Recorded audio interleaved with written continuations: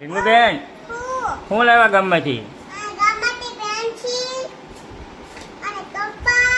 હા દેખાડો દેખાડો જ ખરા. શું શું લાવ્યા? એ શું છે? ઝોપડી. બીજું?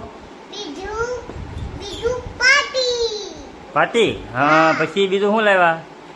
હા હા હા પેનું લાવ્યા. જોવા દો તો. એટલે હા ડબ્બો પેનું.